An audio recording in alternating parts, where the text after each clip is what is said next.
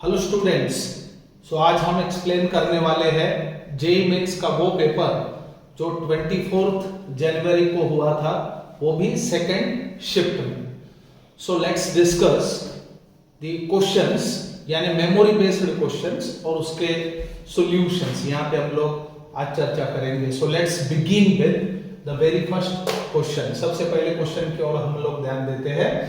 सो पहला क्वेश्चन ये है, in which of the following metal extraction both oxidation and reduction processes are involved। अब यहाँ पे चार ऑप्शंस दिए गए थे, गोल्ड, कॉपर, आयरन और एल्यूमिनियम। तो इनमें से ऐसा कौन सा मेटल है जिसके एक्सट्रैक्शन करते वक्त ऑक्सीडेशन और रिडक्शन दोनों चीजें इन्वॉल्व होते हैं। अब यहाँ पे सबसे पहली बात ये याद रखें कि वेरी फर्स्ट जो यहाँ पे ऑप्शन दिया गया है gold less reactive metal category में आता है और ऐसे मेटल्स को नॉर्मली हम लोग एक्सट्रैक्ट करते हैं बाय हाइड्रो मेटलर्जिकल ऑपरेशंस। सो यहाँ पे हम लोग कह सकते हैं को गोल्ड को ज्यादातर हम लोग साइनाइड प्रोसेस से एक्सट्रैक्ट करते हैं। अब इसके एक्सट्रैक्शन के वक्त होता क्या है, गोल्ड का ओर हमें लेना पड़ता है और गोल्ड के ओर को साइनाइड प्रोसेस के तहत साइनो कॉम्प्लेक्स में कन्वर्ट करना होता है। तो आप यहाँ पे देख सकते हैं, जैसे गोल्ड नॉर्मली नेटिव स्टेट में एग्जिस्ट करता है, लेकिन उसको एक्सट्रैक्ट करते समय we do proceed by cyanide method which can be given in this manner. So सबसे पहले हम लोग क्रश में होते हैं कि किस प्रकार से हम लोग साइनो कॉम्प्लेक्स को प्रोड्यूस करें। सो यहाँ पे हम लोग साइनो कॉम्प्लेक्स प्रोड्यूस किए। This is the cyano complex of the gold. अब यहाँ आप देख सकते हो कि गोल्ड जीरो ऑक्सीडेशन स्टेट में है और इधर अगर आप देखें तो पॉजिटिव ऑक्सीडेशन स्टेट आपको देखने को मिलता है। If at all you will calculate the oxidation state, तो यहाँ पे हमें पता चलता है कि गोल्ड +1 स्टेट में है। अब ये जो साइनो कॉम्प्लेक्स हमें मिला, इसमें से गोल्ड को एक्सट्रैक्ट करने के लिए we need to treat this complex with the even more electropositive metal like zinc, जैसे कि this happens to be the cyano complex of the gold. Now this cyano complex is to be treated with what, metal like zinc. अब याद रखना, zinc is more electropositive और reactive than what, gold. That's why it can easily extract, I mean deposit the gold from this complex। अब यहाँ पे होगा क्या कि जिंक खुद इसकी जगह लेगा और उसके बाद यहाँ पे नया कॉम्प्लेक्स प्रोड्यूस होगा and thereby deposition of gold can be seen. अब ये दो ऐसे वारदात है, यहाँ पॉजिटिव ऑक्सीडेशन स्टेट में से जीरो ऑक्सीडेशन स्टेट की तरफ आया, यानी this is the process of reduction. और प्रीवियसली पहली बात हमने जो एक्सप्लेन किया, that happens to be the oxidation, यानी कि मेटल का ऑक्सीडेशन और रिडक्शन दोनों इस प्रोसेस में हो रहा है। इसलिए अपना ऑप्शन ए राइट होना चाहिए इस स्पेसिफिक केस में। अब बाकी जो एग्जांपल्स आप देख रहे हैं, जैसे कॉपर को बेसमर कन्वर्टर में हम लोग एक्सट्रैक्ट करते हैं, उसकी एक अलग मेथड होती है। आयरन को पायरोमेटलर्जिकल एक्सप्रेशन से हम लोग एक्सट्रैक्ट करते हैं। एल्यूमिनियम इलेक्ट्रोमेटलर्जिकल एक्सट्रैक्शन से हम लोग एक्सट्रैक्ट करते हैं। तो ये सब अलग चीजें हैं। सो इस स्पेसिफिक क्वेश्चन के लिए आपका जवाब होना चाहिए gold. Now take a look at the next question. अब हम अगले क्वेश्चन की ओर देखेंगे। So alpha particle, proton and electron have the same kinetic energy, इनकी kinetic energy सेम है। So select the correct order of de Broglie wavelength। अब यहाँ पे de Broglie wavelength का करेक्ट ऑर्डर हमें देखना होगा इन तीन पार्टिकल्स के लिए। अब बच्चों हमें याद रखना चाहिए कि de Broglie wavelength और मास ये किस प्रकार से रिलेटेड है। So lambda is equal to h upon under root of twice of m into kinetic energy of that specific particle। ये सब चीजें आपको पता होना चाहिए। h बोले तो प्लैंक्स कांस्टेंट, m बोले तो mass of the given particle. अब इसमें से हमें क्या पता चल रहा है कि we can come to the conclusion that lambda is inversely proportional to the mass of the particle। इसका सीधा मतलब ये होगा कि जितना मास ज्यादा उतना लैम्बडा कम। अब आपको यहाँ पे देखना होगा कि सबसे लाइटर पार्टिकल कौन सा, डेफिनेटली इलेक्ट्रॉन। नंबर 2 पे क्या आएगा, प्रोटॉन। और नंबर 3 पे आएगा मास के लिहाज से अल्फा पार्टिकल। यानी हम बोल सकते हैं कि alpha particle is heavier particle, in fact it is 4 times heavier than the ordinary hydrogen यानी प्रोटॉन। और इलेक्ट्रॉन सबसे लाइटर। अगर ऐसा है तो डी ब्रॉय वेवलेंथ इलेक्ट्रॉन का सबसे ज्यादा होगा, बाद में नंबर आएगा प्रोटॉन का, और सबसे लास्ट में अल्फा पार्टिकल, क्योंकि अल्फा पार्टिकल हेवियर पार्टिकल है। Now take a look at the next question. अब अगले क्वेश्चन की ओर हम लोग ध्यान देंगे। सो यहाँ पे पूछा गया है कि find out order of reaction of decomposition of Ab3 gas. Ab3 gaseous substrate है, इसका डिकम्पोजिशन हम देख रहे हैं, और यहाँ पे कुछ चीजें दिए गए हैं, जैसे कि initial pressure in mm of Hg specially of Ab3 gas 50, 100, 200, 400, और T हाफ यानी half life period in second यहाँ पे दिया गया है 4215। अब इन चीजों को लेकर हमें पहचानना होगा कि रिएक्शन का ऑर्डर क्या है। तो देखिए कि इन प्रकार के जो क्वेश्चंस है इनको कैसे सॉल्व किया जाता है। तो सबसे पहली बात वी नो दैट, हमें पता होना चाहिए एक चीज, कौन सा, कि टी हाफ यानी हाफ लाइफ पीरियड और ऑर्डर, इनके बीच में क्या रिलेशन हम लोग बता सकते हैं। So remember T half for the reaction is proportional to pressure to the power 1/n। अब यहाँ पे n जो मैंने लिखा that happens to be the order of the reaction. अब यहाँ पे जो चीजें दिए गए हैं, so according to given data, according to given data यानी जो भी चीजें हमें दिए गए हैं उस अनुसार हम क्या लिख सकते हैं। टी हाफ क्या दिया है, यहाँ पे 4, यहाँ पे 2, और इनिशियल प्रेशर 50, 100। तो इस आधार पर हम लिख सकते हैं कि 4/2 equals to 50/100 to the power 1 - n, ऐसे लिखा जा सकता है। अब इसको आप जैसे सॉल्व करोगे तो आपको मिलेगा 2 = 1/2 टू द पावर 1 - n। अब इसको फर्दर आप कैसे लिख सकते हो, so 2 to the power 1 is equal to 2 to the power n - 1, ऐसे इस चीज को लिखा जा सकता है। अगर ऐसा है तो आगे चल के आप इसको कैसे लिखोगे, so 1 is equal to what, n - 1। अगर ऐसा है तो n is equal to 1 + 1, thus n is equal to 2। So remember ये जो रिएक्शन हमारे पास दी गई है उस रिएक्शन का ऑर्डर होगा 2, यानी कि decomposition of Ab3 gas as per the given data happens to be, यानी इसका ऑर्डर क्या होना चाहिए, सेकंड ऑर्डर रिएक्शन। सो इस चीज इन जैसे जो क्वेश्चंस है उन्हें इस प्रकार से डील करना चाहिए। देखते हैं next question. Which graph is correct for isothermal process at T1, T2 and T3 if T3 is greater than T2 greater than T1। यानी कहा गया है कि 4 ग्राफ्स हमें दिए हैं, इन 4 ग्राफ्स में से कौन सा वाला करेक्ट है। यहाँ पे 3 अलग अलग टेम्परेचर की बात हो रही है, T1, T2, T3, जिसमें से सबसे बड़ा टेम्परेचर है T3 और छोटा टेम्परेचर है T1। तो इस प्रकार के क्वेश्चन को छुड़ाते समय आपको प्रोसेस के बारे में ध्यान देना होगा।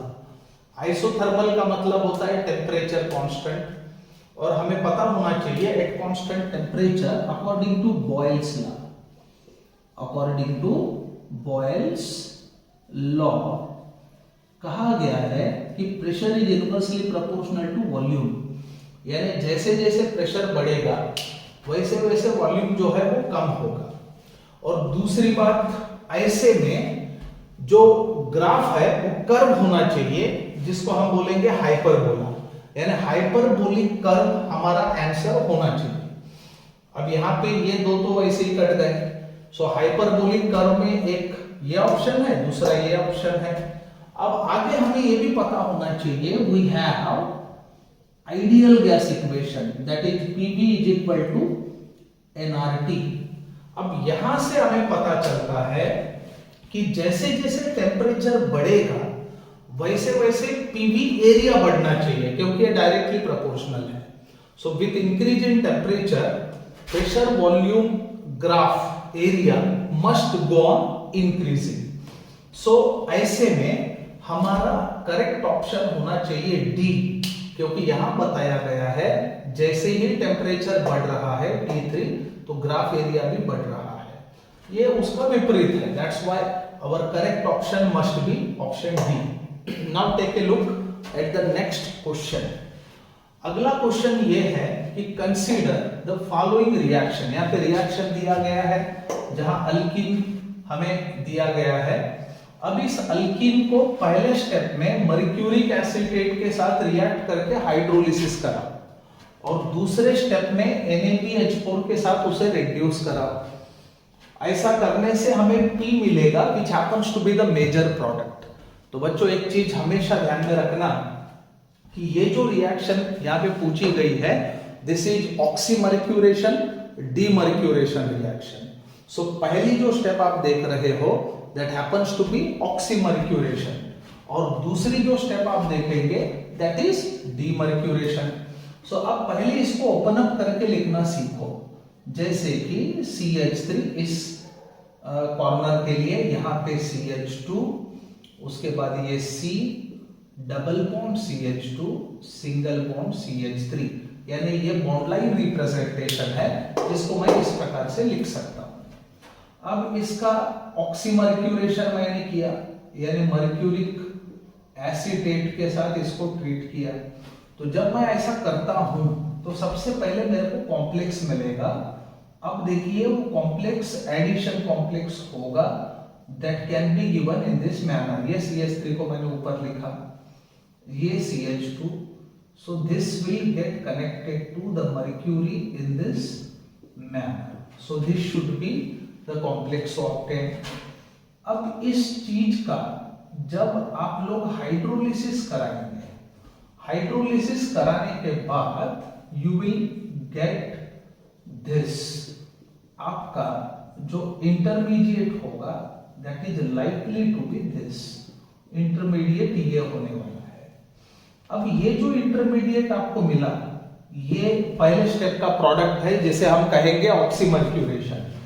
अब दूसरे स्टेप में इसको रिड्यूस करना है यूजिंग NaBH4 और जैसे ही आप रिड्यूस करेंगे तो रिडक्शन का प्रोडक्ट आपके पास जो आएगा that is likely to be this.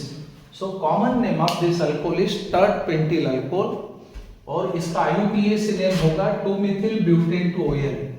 सो इसको बॉन्ड लाइन रिप्रेजेंटेशन में देखिएगा किस प्रकार से आप निकाल सकते हैं।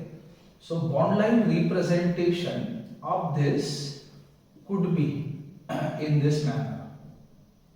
सो 1 2 3 4 5 इस प्रकार से आप दिखा सकते हो। सो ये आपका प्रोडक्ट होगा जिसे ओपन अप करके आप ऐसे लिख सकते हो। यहाँ पे भी देखिए 1 2 3 4 5। So it was all about the oxymercuration and demercuration reaction. Now take a look at the next question. यहाँ पे पूछा गया है the number of peptide bonds present in tripeptide BAL PRO GLY। देखो ये एक अमीनो एसिड है, ये दूसरा, ये तीसरा। अब ट्राइपेप्टाइड का मतलब होता है 3 अमीनो एसिड का ब्लेंड। बच्चों एक चीज याद रखो, जब आप 3 अमीनो एसिड को ब्लेंड करते हो तब आपको यह सोचने की आवश्यकता पड़ेगी कि कितने पेप्टाइड बॉन्ड्स उसमें हो सकते हैं।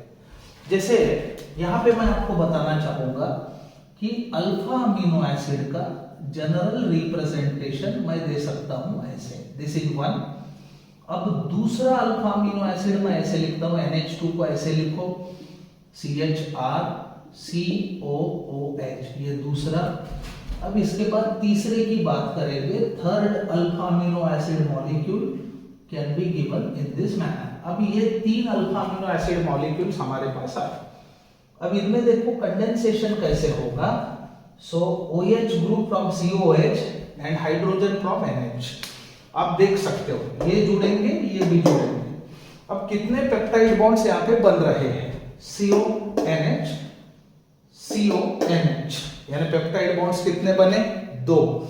इसका सीधा मतलब ये होता है कि जितना भी पेप्टाइड, जैसे ट्राइपेप्टाइड की बात यहाँ पे चल रही है, we are dealing with tripeptide right now. Tripeptide में 3 alpha amino acid molecule join होने वाले हैं, तो कनेक्टिंग लिंकेजेस बनेंगे 2।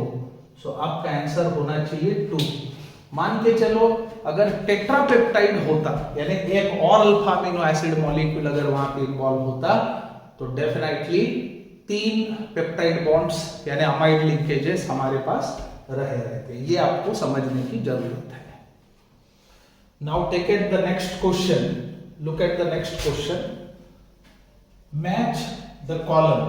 यहां पे दिया गया है anti fertility drug, antibiotic, tranquilliser, antihistamine, और यहाँ पे 4 ड्रग्स के नाम हैं। अब हमें इनको मैच कराना है। जैसे कि सबसे पहला हमारा टास्क है anti fertility drug. So you should know what anti fertility drug is. Family planning के लिए ये ड्रग्स काफी कारगर है। जैसे मेल्स में आर्टिफिशियल प्रोजेस्टेरॉन डेरिवेटिव और फीमेल्स में आर्टिफिशियल एस्ट्रोजन डेरिवेटिव्स दिया जाता है, जिससे प्रेगनेंसी रिटार्ड किया जा सके। जैसे कि अब इसमें आप देख सकते हो नॉरएथिंड्रोन, जैसे ये, तो ये करेक्ट मैच है anti fertility drug. Now norethindrone is artificial progesterone derivative, जिसके वजह से फैमिली प्लानिंग में काफी मदद हो सकती है। दूसरी बात अभी यहाँ पे देख रहे हैं हम लोग antibiotic. Remember antibiotic is a material prepared from one living organism which is toxic for another. अब यहाँ पे इसका मैच बनेगा इसके साथ। अब ये जो ड्रग आप देख रहे हो आर्सफेनामिन, now आर्सफेनामिन is very effective against syphilis and fever also. So ये एंटीबायोटिक है जिसका काफी इस्तेमाल किया जा चुका है। अब तीसरी बात करते हैं ट्रैंक्विलाइजर्स। ट्रैंक्विलाइजर्स ऐसे लोगों को दिया जाता है जो मेंटली रिटायर्ड है, जिनकी मेंटल एबिलिटी ठीक नहीं, उनको ट्रैंक्विलाइजर्स दिया जाता है। तो यहाँ पे ट्रैंक्विलाइजर के लिस्ट में आप देख सकते हो meprobamate, which is normally used as a sedative drug. इसे हम सेडेटिव के तौर पे इस्तेमाल करते हैं, जो हमारे ब्रेन की एक्टिविटी लो कर देता है और हमें रिलैक्सेशन की फीलिंग लाता है। और चौथी बात है एंटीहिस्टामिन। अब ये एंटीहिस्टामिन क्या चीज है, इसका मैच बनेगा सेल्डेन के साथ। सेल्डेन इज एंटीहिस्टामिन। अब हमारे बॉडी के अंदर हिस्टामिन करके केमिकल सिक्रेट होता है, जिसका ओवर सिक्रीशन जो है वो एलर्जिक रिएक्शन हमारे बॉडी के अंदर दिखाता है, जैसे रनिंग नोज, ईचिंग, उसके बाद रेडनिंग ऑफ आईज। ये जो चीजें हैं एलर्जिक रिएक्शंस हिस्टामिन के वजह से होता है। अगर हम एंटीहिस्टामिन ले तो हिस्टामिन का सिक्रीशन कंट्रोल हो सकता है, जिसके वजह से एलर्जिक रिएक्शंस बंद हो जाएंगे। तो ये करेक्ट मैचेस है दिए गए ड्रग्स के लिए। Now take a look at the next question. Predict the hybridisation state of central metal ion and magnetic nature of the complex CONH3/6 3+। अब CONH3/6 3+, इसका नाम है हेक्सामिन कोबाल्ट 3 आयन। अब इसमें सबसे पहले आपको यह समझना होगा कि कोबाल्ट का एटॉमिक नंबर क्या है। याद रखें कोबाल्ट का एटॉमिक नंबर होता है scandium, cobalt 27। Now 27 is atomic number of cobalt having electronic configuration 3d7 4s2। अब जो कॉम्प्लेक्स हमारे पास है कॉम्प्लेक्स आयन, इसमें कोबाल्ट का ऑक्सीडेशन स्टेट है +3। सो CO3+ का कॉन्फ़िगरेशन आपको पता होना चाहिए। तो 3+ में क्या होगा, 3 इलेक्ट्रॉन ये लूज करेगा, सो 2 यहां से 1 यहां से, तो बचा क्या 3d6। अब हमें देखना होगा 3d6 के लिए बॉक्स डायग्राम कैसे बनाया जाए। 1 2 3 4 5, सो 2 1 1 1 1, so 2 3 4 5 6, this should be the box diagram. Now ligand कौन सा है, amine ligand, that is NH3, which is a strong field ligand, and you know very well what strong field ligands can do. Strong field ligand जो है, these are capable of bring about spin pairing, यानी ये क्या करेंगे, ये इनको धक्का मार के इनकी पेयरिंग कर डालेंगे, यानी कि ये 6 इलेक्ट्रॉन्स को 3 ऑर्बिटल में सुकड़ के रख देंगे, जिस वजह से 2 ऑर्बिटल्स d ऑर्बिटल में वैकेंसी क्रिएट हो गई। 4s ऑर्बिटल वैसे भी वैकेंट है और 4p ऑर्बिटल भी वैकेंट है। अब यहां पे आप देख सकते हो कॉम्प्लेक्स के अंदर सेंट्रल मेटल का कोऑर्डिनेशन नंबर है 6 and there are 6 vacant orbital, जैसे कि 2d 1s और 3p।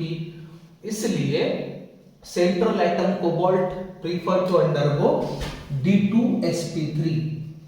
D2sp3 हाइब्रिडाइजेशन में होता क्या है, इनर d ऑर्बिटल्स 2 1s और 3p ऑर्बिटल का मिक्सिंग, जिस वजह से 6 D2sp3 हाइब्रिड ऑर्बिटल्स जो वैकेंट होंगे वो प्रोड्यूस होंगे।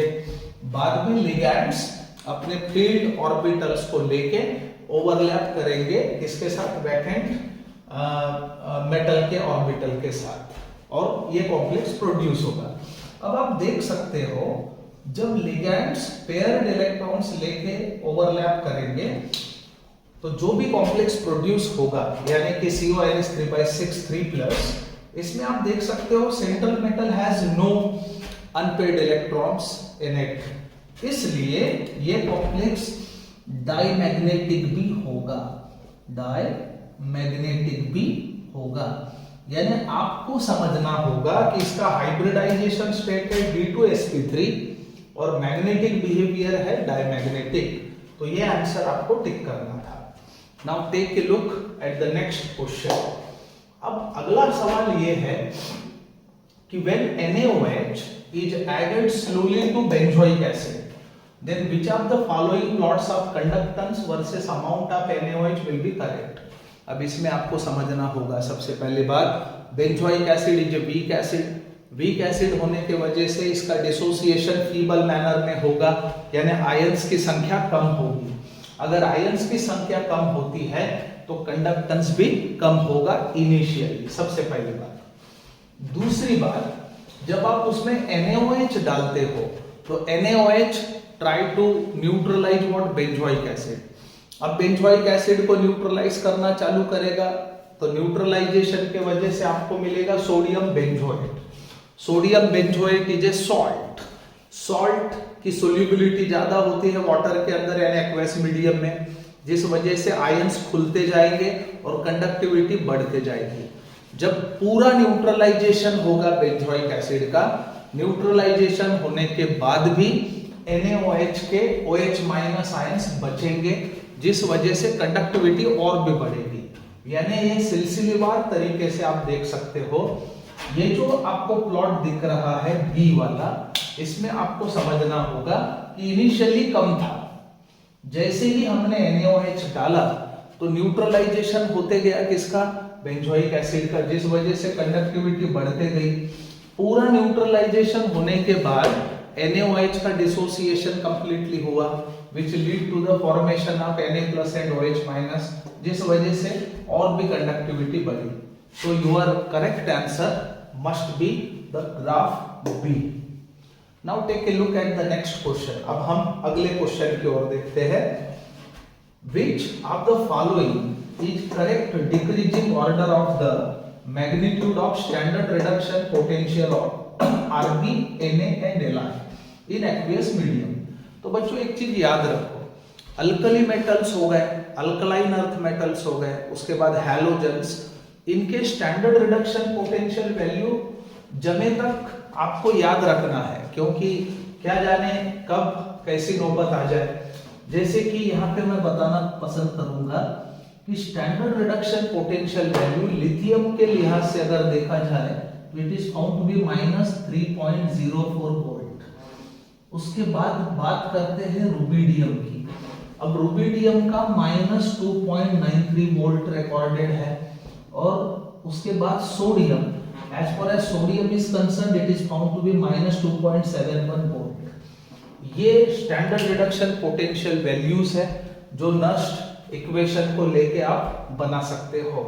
अब इस आधार पर आप लिख सकते हो कि क्या बोलते हैं उसको, correct decreasing order of magnitude of standard reduction potential. अगर आप देखें तो सबसे ज्यादा स्टैंडर्ड रिडक्शन पोटेंशियल किसका होना चाहिए, सोडियम का, उसके बाद रुबिडियम और सबसे कम lithium. This should be the answer of the given question. Students अब देखते हैं next question. In which of the following reactions H2O2 acts as oxidizing agent।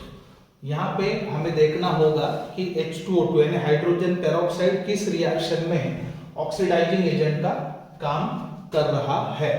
तो सबसे पहले हम देखेंगे ऑप्शन नंबर ए। इसमें आप देख रहे हो I2 में आयोडीन का ऑक्सीडेशन स्टेट होता है 0, और इसका कन्वर्शन I- में हुआ, यानी कि ऑक्सीडेशन स्टेट कम हुआ -1। इसका मतलब रिडक्शन हुआ है। हमें देखना है कि ऑक्सीडाइजिंग एजेंट का काम H2O2 किस रिएक्शन में कर रहा है। सो पहले रिएक्शन में रिड्यूसिंग एजेंट का काम कर रहा है। अब बात करेंगे ऑप्शन नंबर 2, MnO4-, इसमें मैंगनीज का ऑक्सीडेशन स्टेट होता है +7। अब इसका कन्वर्शन हुआ MnO2 में, MnO2 में मैंगनीज का ऑक्सीडेशन स्टेट होता है +4। so +7 get converted into +4, so definitely in this reaction also H2O2 acting as a reducing agent। अब बात करेंगे ऑप्शन नंबर 3। ऑप्शन नंबर 3 में फेरस आयंस यानी Fe2+ जब H2O2 के कांटेक्ट में आते हैं तो उनका कन्वर्शन Fe3+ में होता है। अब देखिए Fe2+ फेरस, Fe3+ बोले तो फेरिक आयन। सो 2+ का कन्वर्शन 3+ में होना is a process of oxidation, यानी हमारा ऑप्शन सी इस केस में करेक्ट है, जिसमें H2O2 ऑक्सीडाइजिंग एजेंट का काम कर रहा है। अब फोर्थ ऑप्शन की तरफ भी एक बार ध्यान दे देते हैं। In this very case HOCl when treated with H2O2 give rise to Cl-O2 और H3O+। आप देख सकते हो इसमें क्लोरीन का ऑक्सीडेशन स्टेट होता है +1। अब +1 का कन्वर्शन -1 में हो गया, सो it is a process of reduction. यानी A, B और D ऐसे रिएक्शंस है जहां पे हाइड्रोजन पेरोक्साइड रिड्यूसिंग एजेंट का काम कर रहा है। Only option C is the reaction where H2O2 acting as an oxidising agent. अब बात करेंगे नेक्स्ट क्वेश्चन की, which of the following is best oxidising agent. यानी नीचे दिए गए जो ऑप्शंस है उसमें से हमें ऑक्सीडाइजिंग एजेंट ढूंढ के निकालना है। याद रखें दुनिया के अंदर का कोई भी ऑक्सीडाइजिंग एजेंट खुद रिड्यूस होना प्रीफर करेगा।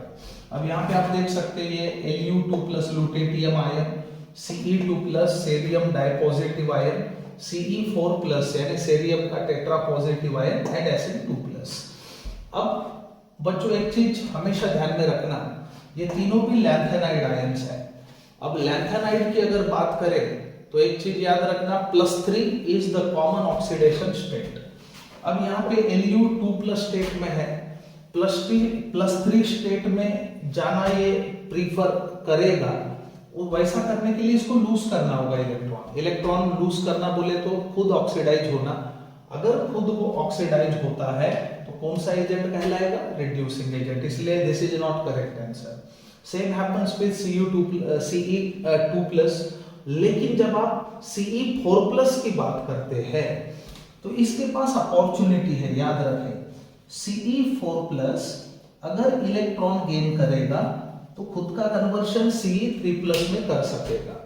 और लैंथेनाइड आयंस जितने भी है उनका कॉमन ऑक्सीडेशन स्टेट होता है +3, इसलिए ये रिएक्शन फिजिबल है।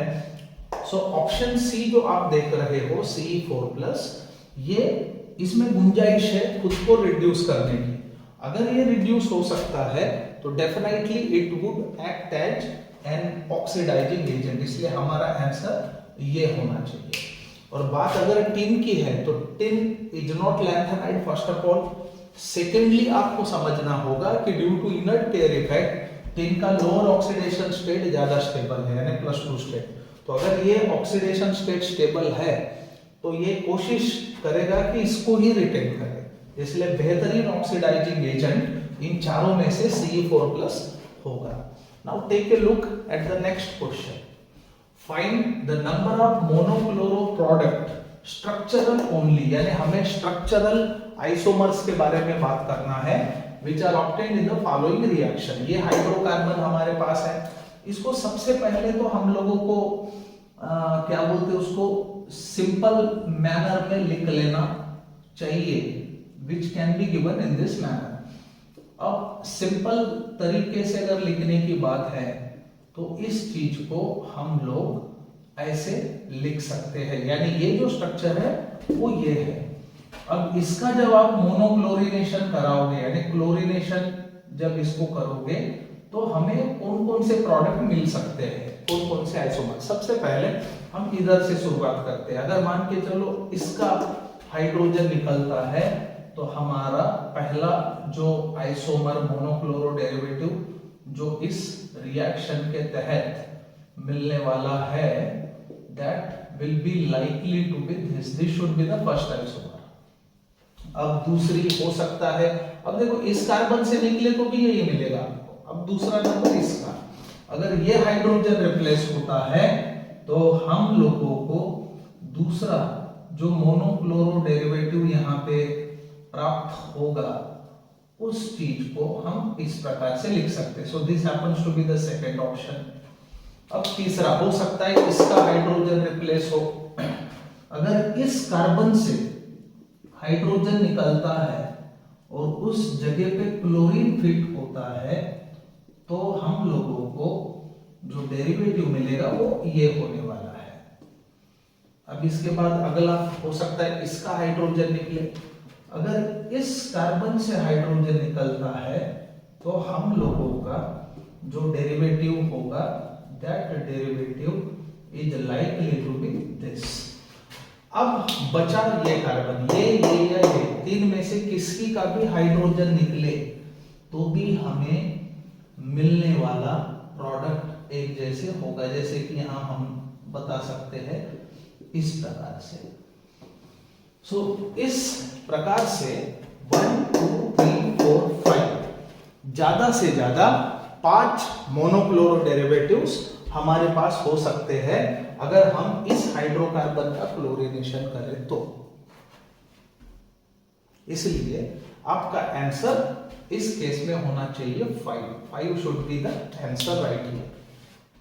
Now next question students, the number of s electrons in unipositive state of an element having 55 protons in its nucleus is।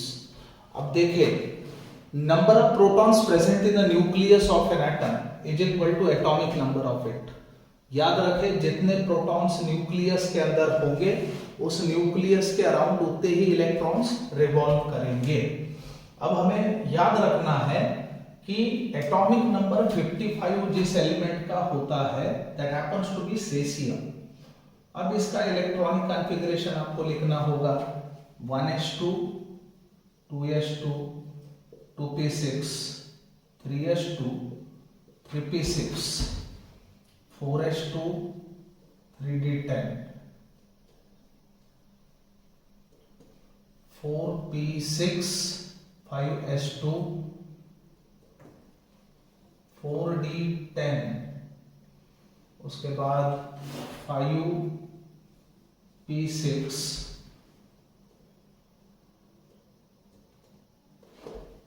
6s2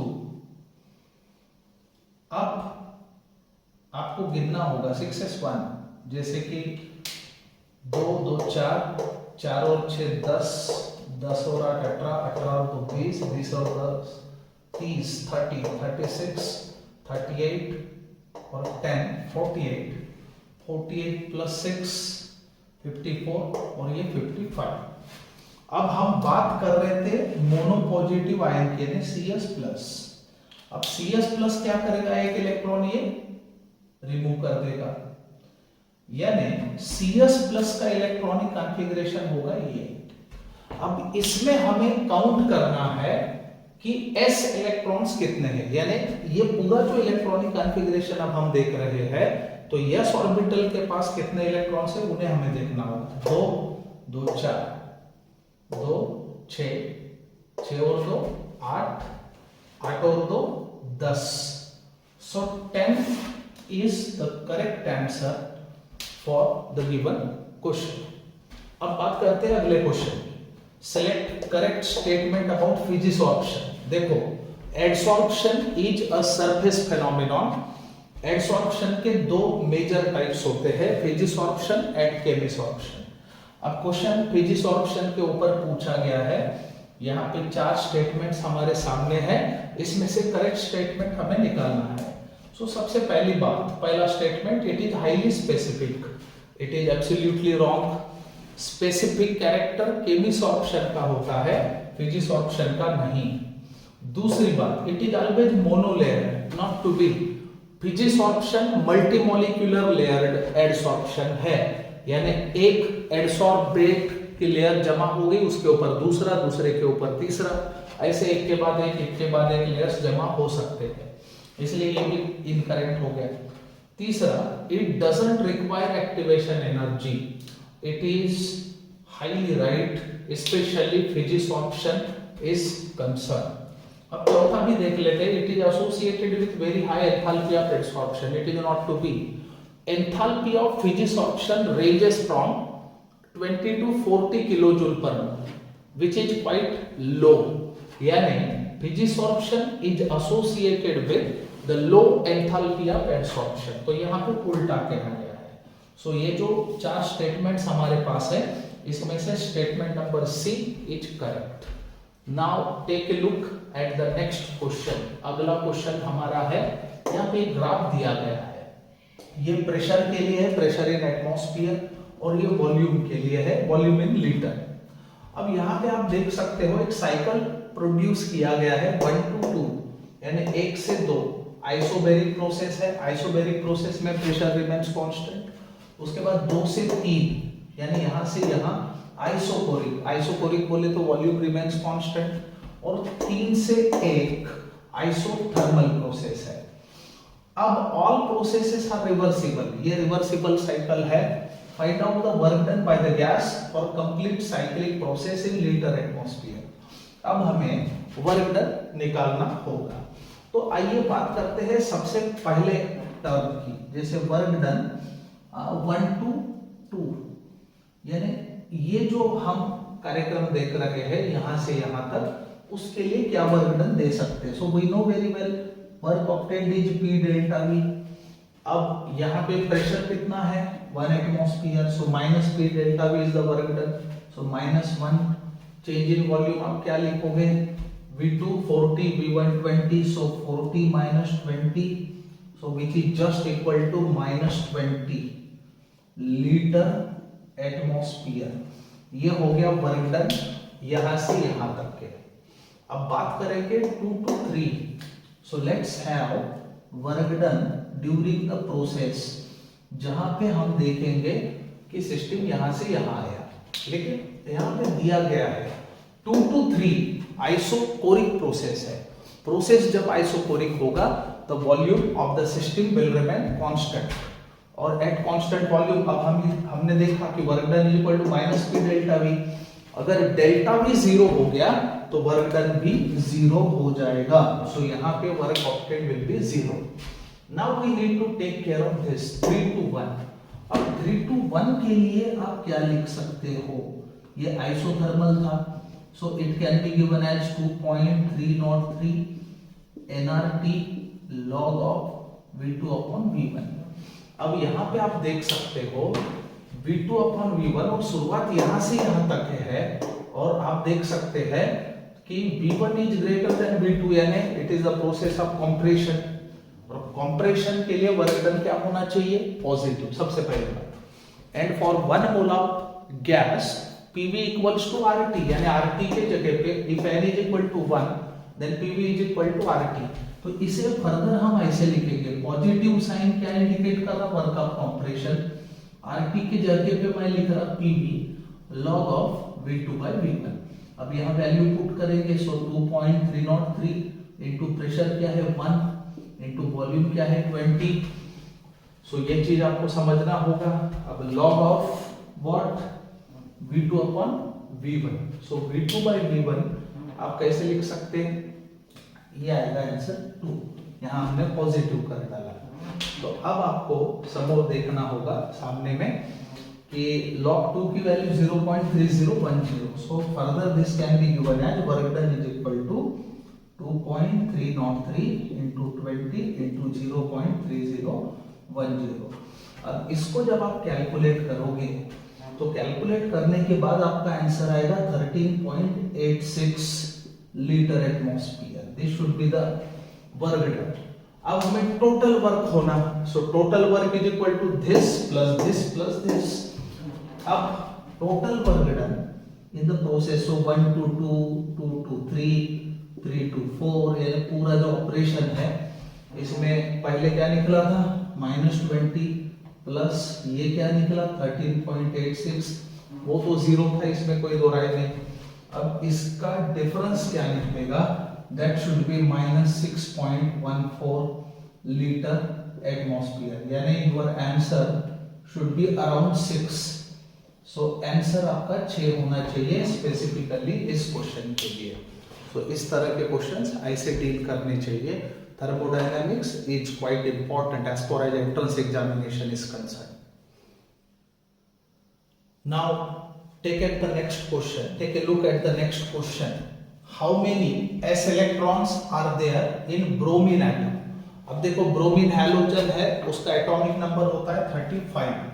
अब s ऑर्बिटल के पास टोटल कितने इलेक्ट्रॉन्स है, यानी कितने s ऑर्बिटल है, उनके पास कितने इलेक्ट्रॉन्स है, वो देखने के लिए हमें इसका इलेक्ट्रॉनिक कॉन्फ़िगरेशन लिखना होगा। So bromine 35 can be given in this manner. So 1s2, 2s2, 2p6, 3s2, 3p6, 4s2, 3d10, 4p5। अब यहाँ पे आप पहले इलेक्ट्रॉन को काउंट कर लें। 2, 2, 4, 4 और 6 10, 10 और 2 12, 12 और 6 18, 18 और 2 20, 20 और 10 30, 30 और 5 35। So this should be the electronic configuration of bromine, and as last electron, that is differentiating electron, enters in p orbital, हम लोग कह सकते हैं कि ब्रोमीन p ब्लॉक एलिमेंट है। अब हमें काउंट करना होगा s ऑर्बिटल के पास टोटल कितने इलेक्ट्रॉन्स हैं। जैसे यहाँ पे देखिए 2, 2, 4, 4 और 2 6, 6 और 2 8। So 2, 2 plus 2 4, 4 plus 2 6, 6 and 2 8. So your answer must be 8 electrons, यानी 8 s इलेक्ट्रॉन्स ब्रोमीन के अंदर प्रेजेंट है। अब अगले क्वेश्चन की ओर देखेंगे। Find the sum of unpaired electrons in the following diatomic molecules. अब यहाँ पे N2, N2 plus, O2, O2 plus, ऐसे 4 स्पेसिस दिए गए हैं। इस प्रकार के आंसर्स देखने के लिए आपको मॉलिक्यूलर ऑर्बिटल थ्योरी पता होनी चाहिए। अब according to molecular orbital theory, molecular orbitals are formed due to combination of atomic orbitals, and remember molecular orbitals are polycentric। जैसे एटॉमिक ऑर्बिटल मोनोसेंट्रिक होता है, मॉलिक्यूलर ऑर्बिटल पॉलीसेंट्रिक होता है। अब आपको मॉलिक्यूलर ऑर्बिटल डायग्राम निकालने के बाद जब आप मॉलिक्यूलर ऑर्बिटल इलेक्ट्रॉनिक कॉन्फ़िगरेशन लिखेंगे तो आपको पता चलेगा कि N2 के पास एक भी अनपेड इलेक्ट्रॉन नहीं है। N2 प्लस के पास number of unpaired electron is equal to 1। O2 के पास 2 एंड O2 प्लस के पास 1। इसलिए तो हम लोग कहते हैं कि ऑक्सीजन इज पैरामैग्नेटिक, क्योंकि उसके पास पाई एंटी बॉन्डिंग मॉलिक्यूलर ऑर्बिटल के तरफ अनपेयर्ड इलेक्ट्रॉन्स होते हैं। अब इन सभी के पास जो जो भी अनपेयर्ड इलेक्ट्रॉन्स है उनकी एडिशन करके आपको बताना होगा, क्योंकि सम ऑफ द अनपेयर्ड इलेक्ट्रॉन ऐसा क्वेश्चन है। सो 0 + 1 + 2 + 1 यानी 1 और 2 3, 3 और 1 4। So your answer must be 0 + 1 + 2 + 1 which is just equal to 4। तो आपका आंसर यहाँ पे 4 होना चाहिए। Now look at this question. अब ये अगला क्वेश्चन जो आयोनिक इक्विलिब्रिया से बिलोंग करता है, यहां पे कहा गया है pKa of lactic acid is weak acid which happens to be 4, यानी pKa of lactic acid is 4, find pH of 0.005 molar calcium lactate. अब कैल्शियम लैक्टेट जो है वो सॉल्ट है वीक एसिड स्ट्रॉन्ग बेस का। अब सबसे पहले आपको यह समझना होगा, ये जो कैलकुलेशन में आएगा 0.005 वो थोड़ा कॉम्प्लिकेटेड होगा, यानी आपको दिक्कत जाएगी। तो आप इस चीज को ऐसे लिख सकते हैं 0.01 मोलर, यानी इसको सिंपली 1 कह सकते हो ताकि आपका कैलकुलेशन आसान हो। 0.01 का मतलब होता है 10⁻², यानी एक अप्रोक्सीमेट आंसर आपका काफी आसानी से आ सकता है। अब इस किस्म के सॉल्ट के लिए हमारे पास रिलेशन है, हमें pH निकालना है। So pH is equal to half of pKw plus pKa plus log of concentration. This should be the relation.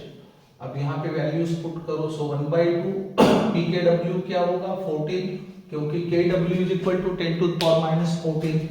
pKa is already given which happens to be 4 plus log of concentration। हम अगर ये put करते हैं तो ये होगा 10⁻²। आगे चल के इसे आप ऐसे लिखेंगे। सो pH is equal to 1/2 14 + 4 -2, इसको छुड़ाने के बाद -2 आएगा। सो इसका आंसर आना चाहिए 1/2 into 14 + 4 18 -2 16। So it is just 8। So आपका आंसर आना चाहिए 8 must be the answer. Now take a look at the next question. Find the sum of number of pi bonds in peroxyl disulphuric acid and pyrosulphuric acid. अब देखो, pi bond आप तभी calculate कर सकते हो, गिन सकते हो, जब आपको स्ट्रक्चर पता होगा। सो सबसे पहले हम देखेंगे peroxyl disulphuric acid. Take a look. Peroxyl disulphuric acid can be drawn in this manner, जिसमें पेरोक्सिल लिंकेज होता है as name indicates. This is peroxyl disulphuric acid. अब इसमें देखिए total number of pi bonds कितने हैं। देखो, डबल बॉन्ड में एक सिग्मा एक पाई, सो 1 2 3 4। सो यहां पे पाई बॉन्ड्स की संख्या कितनी है 4। अब हम दूसरा ऑक्सो एसिड लिखने की कोशिश करेंगे, pyrosulphuric acid. So pyrosulphuric acid can be given in this manner. So ये हमारा पायरोसल्फ्यूरिक एसिड है। अब पायरोसल्फ्यूरिक एसिड में भी आप देख सकते हैं 1 2 3 4 4 पाई बॉन्ड्स, यहां पे भी आप देख सकते हो। अगर इसमें 4 और इसमें 4 है तो total number of pi bonds की संख्या कितनी हुई? Your answer must be 4 + 4 that is 8। So you are having total 8 pi bonds, यानी दोनों का सम अगर आप करते हो तो इसमें 4 इसमें 4, 4 + 4 = 8। अब हम देखेंगे next question. Now next question is how many of the following concentration terms are temperature independent. बच्चों एक चीज हमेशा याद रखना, ऐसा कोई भी टर्म जिसमें वॉल्यूम का जिक्र हो, यानी वॉल्यूम अगर इन्वॉल्व है तो डेफिनेटली वो टेम्परेचर पे डिपेंड करेगा। तो नॉर्मली ऐसे टाइप के जब क्वेश्चन आए तो आपको ढूंढना है कि कौन सा ऐसा कॉन्सेंट्रेशन टर्म है जिसमें वॉल्यूम का जिक्र नहीं है। जैसे यहां पे दिया गया है मोल फ्रैक्शन। अब मोल फ्रैक्शन का मतलब क्या होता है? It is the fraction of number of moles of ingredient divided by total number of moles in the solution. जैसे बाइनरी अगर सॉल्यूशन है तो एक स्पेसिफिक इंग्रेडिएंट के moles divided by total moles बोले तो मोल फ्रैक्शन। वहां पे कहीं पे भी वॉल्यूम का जिक्र नहीं है, that's why it is independent. उसके बाद बात करते हैं मास फ्रैक्शन की, weight by weight basis. Mass fraction में भी मासेस हम लोग काउंट करते हैं जहां वॉल्यूम का कोई जिक्र नहीं होता, that's why it is also independent of temperature. इसके बाद मोलालिटी, मोलालिटी यानी number of moles of solute upon mass of solvent in kilograms. यानी जब आप मोलालिटी काउंट करते हो तब भी किसी भी प्रकार से वॉल्यूम का वहां पे कोई इन्वॉल्वमेंट नहीं होता है, that's why it is also independent of temperature. But as far as molarity is concern, molarity का मतलब होता है number of moles of solute upon volume of solution in litre. So temperature अगर बदलता है तो मोलारिटी बदलेगा, so it will not be independent, यानी इट डिपेंड्स ऑन टेम्परेचर। उसके बाद parts per million, parts per million यानी mass of solute upon mass of solution into 10 to the power 6, so it is also independent of temperature। और volume percent बोले तो यहाँ पे volume हम consider कर रहे हैं and volume is temperature dependent, that's why it is dependent. अब हमें काउंट करना है कि इनमें से कितने ऐसे कॉन्सेंट्रेशन टर्म्स है जो टेम्परेचर पे डिपेंड नहीं करेंगे। सो 1 2 3 and 4, so your answer must be 4। so 4 terms ऐसे हैं जो टेम्परेचर पे डिपेंड नहीं करेंगे। अब देखते हैं अगले क्वेश्चन को। so 1 एटम ऑफ x कोई तो भी एक हाइपोथेटिकल एटम है, हैज 25 MeV एनर्जी, यानी उसकी एनर्जी 25 MeV इतनी है। so the energy in 102 grams of x is p into 10 to the power 25 MeV। Find the value of p, हमें p निकालना है। यहाँ पे दिया है molar mass of x is equal to 61 and Avogadro's number को 6 into 10 to the power 23 हमें consider करना है। अब देखिए सबसे पहले तो हमें देखना होगा कि 102 ग्राम्स ऑफ x की एनर्जी क्या होगी। So we need to calculate total energy. So total energy must be equal to, अब एक एटम की x की एनर्जी कितनी थी 25, सो 25 मल्टीप्लाइड बाय, अब number of moles of x कितने होंगे मास बाय मोलर मास यानी 102 मास अपन मोलर मास 61 यहाँ पे दिया है इनटू टोटल मोल्स जब निकलेंगे तो Avogadro's number that is 6 into 10 to the power 23, ये आपका कैलकुलेशन होना चाहिए। सो this should be the total energy. अब इसको जब आप कैलकुलेट करोगे it comes 3 into 10 to the power 25 MeV, ये आपका आंसर आता है। अब हमें दिया गया था कि 102 ग्राम्स ऑफ x की energy p into 10 to the power 23 है, जो निकला 3 into 10 to the power 23, यानी p equals to what 3। this should be your answer। now take a look at the next question। अगला क्वेश्चन ये है कि if ratio Cp upon Cv, Cp बोले तो molar heat capacity at constant pressure and Cv is the molar heat capacity at constant volume. So if ratio Cp upon Cv for monoatomic gases is R1 and similar यानी Cp by Cv for diatomic gas कितना R2 है, तो then the value R1 upon R2 multiplied by 21 is, तो अब हम लोगों को पता है वी हैव कि R1 यानी मोनोएटॉमिक गैसेस के लिए जो कहा गया है, तो R1 की वैल्यू क्या होनी चाहिए for monoatomic gas 5/3 and R2 is considered the same ratio that is Cp by Cv for the diatomic gas which happens to be the 7/5। अब हमें R1 अपॉन R2 निकालना है। सो R1 अपॉन R2 आप कैसे निकालोगे, 5 upon 3 multiplied by 5 upon 7। So R1 upon R2 is equal to 25 divided by 21। अब 21 को इधर शिफ्ट करें, so R1 upon R2 into 21 is equal to 25। So this should be your answer. हमें पूछा गया था कि R1 bye R2 multiplied by 21 क्या होगा, that is just equal to the 25। So it was all about the JEE mains जो 24 जनवरी को हुआ, वो भी सेकेंड शिफ्ट में। आगे के पेपर्स के लिए आप सभी को हार्दिक शुभकामनाएं। That is best of luck.